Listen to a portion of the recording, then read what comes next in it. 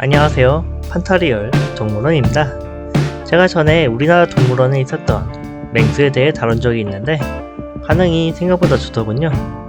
그래서 이번 시간엔 서울대공원에 있었던 맹수, 정확히 말하자면 식육목 동물에 대해 알아보겠습니다. 그 전에 지난 퀴즈 정답은 4번이었고요. 이번 영상도 마지막 퀴즈가 있으니까 끝까지 보고 정답을 맞춰보세요. 그럼 시작합니다.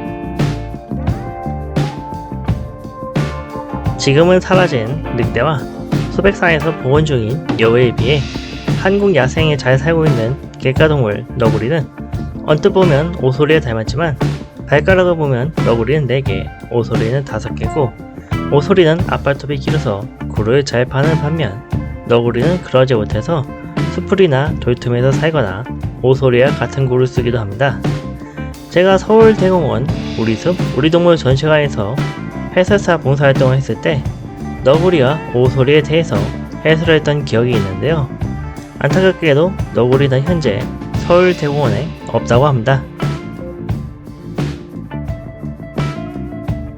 곰고양이라는 별명을 가진 빈투롱은 인도네시아에선 텐투런, 렌투롱이라고도 부르고 이들의 성명인 악티티스는 그리스어로 곰족제비란 뜻입니다. 동남아시아의 높은 숲에 서식하는 빈투롱은 검고 두터운 털을 갖고 있고 몸 길이는 75에서 90cm, 꼬리 길이는 71에서 84cm로 몸 길이와 거의 비슷한 긴 꼬리를 이용해 나뭇가지를 잡거나 균형을 유지하거나 의사소통을 하기도 합니다. 이들은 무엇이든 먹는 잡식성으로 특히 스트랭글러 무화과의 종자를 퍼뜨리는 중요한 역할을 하기도 합니다. 빈투롱을 볼 수 있는 곳은 주렁주렁 한화점을 포함하여 몇 안되며 서울대공원에서도 소동물관을 전시했었으나 지금은 볼 수 없죠.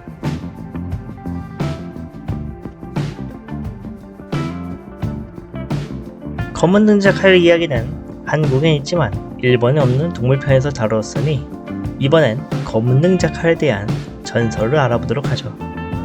검은 등자 칼은 이른답게 등의 털이 검은데 아프리카의 한 전설에 따르면 자칼이 사랑하는 태양이 움직이지 않는 걸 알고 아카시아 나무에 태양이 걸린 걸 보게 되었습니다.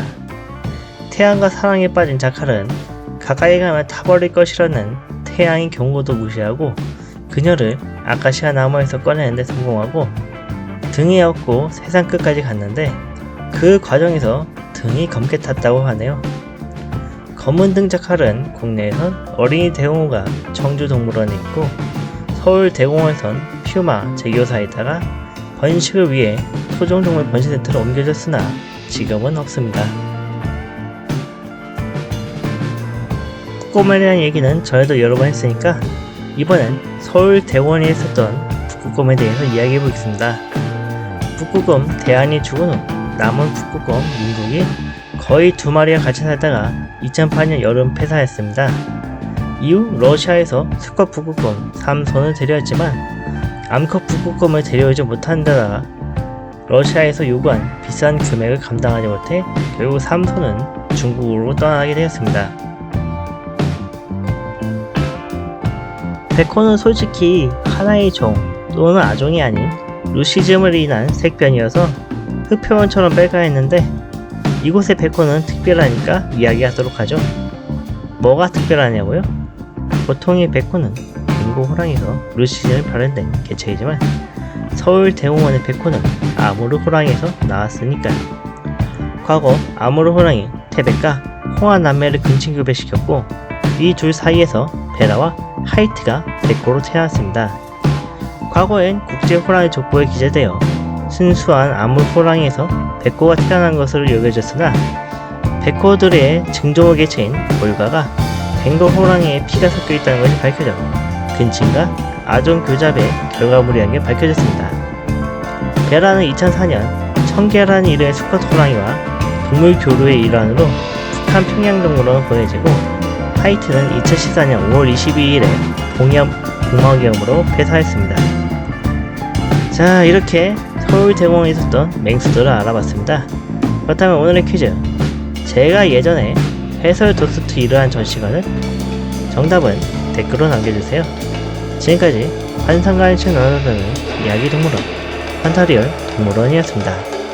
구독과 좋아요 눌러주시고 다음 시간에 만나요.